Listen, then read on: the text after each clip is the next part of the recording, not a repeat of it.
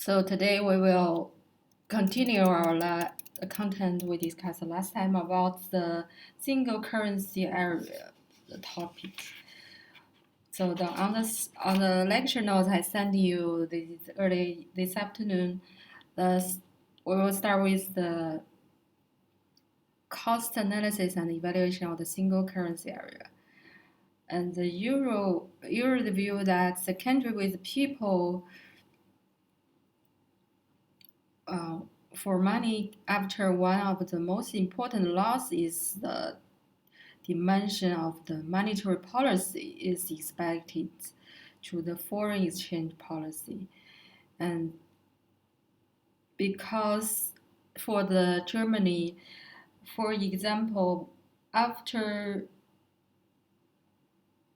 taking the France, the first is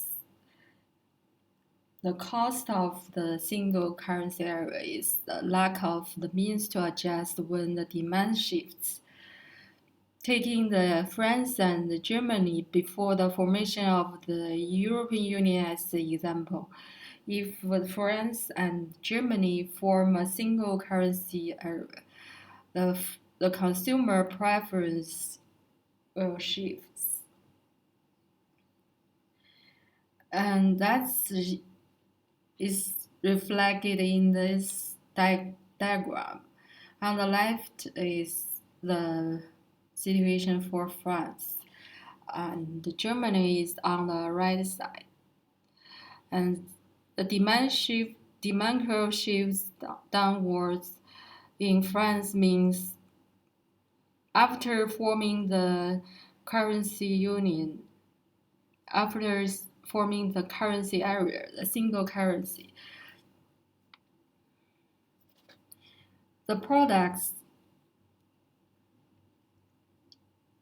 the demand for German products has increases and the demand for French products declines. And the result is outputs.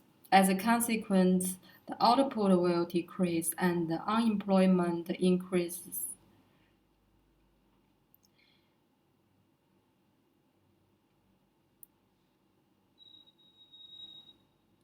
And for German, there is a corresponding German increase and output increase. The France demand curve shift downwards and German demand curve shift upwards as a consequence. And as a consequence, the France output decline and unemployment increases. And the German's output increases and employment increases. And from the balance of payment perspective, the current account balance is equal to the domestic output subtract the domestic consumption. That is based on the absorption methods we talked before about the balance of payment adjustment. And from the on the perspective of France, the domestic demand shifts and the output declines. And without the consumption's proportional decline, the balance of payments deficits and the high unemployment. The situation is vice versa in the German situation, where the balance of payment has some surplus and there is inflation in Germany.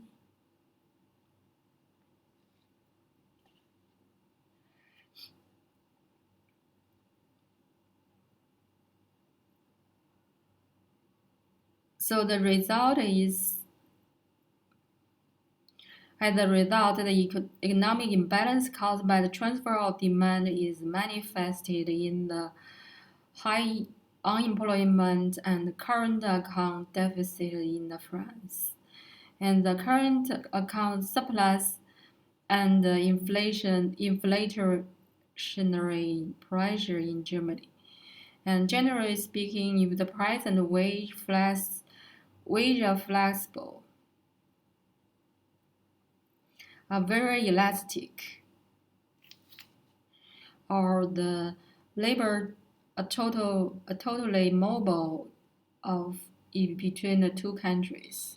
That means the, the labor can move free of any cost or any difficulties when it flows between the two countries. And that way, the imbalance of the balance of payment will be adjusted automatically. On the opposite, on the opposite side case, the Germans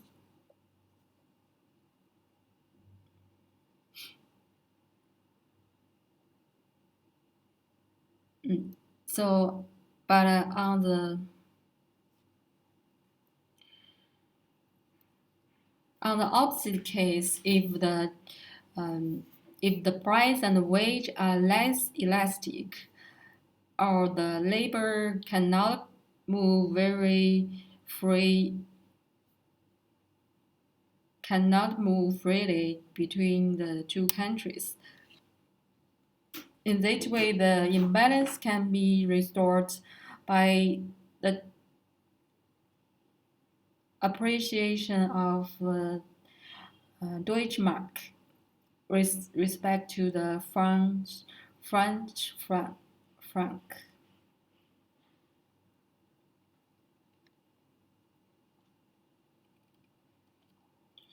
So after the single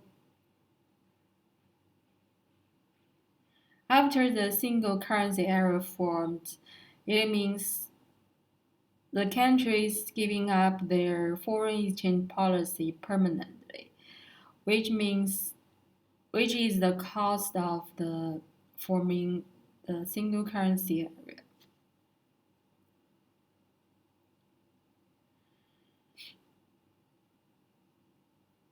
So after the forming the single currency area, so the France will have to bear the higher unemployment, the pressure from the higher employment and the trade deficits, while the Germany will have to face the inflation, and that is can be previously if they without joining the currency area, they cannot adjust them by themselves. And implementation of their own policies to handle these domestic difficulties. But after they forming the currency area, they cannot implement their previous policy tools. That is the cost of the first cause of the forming this area.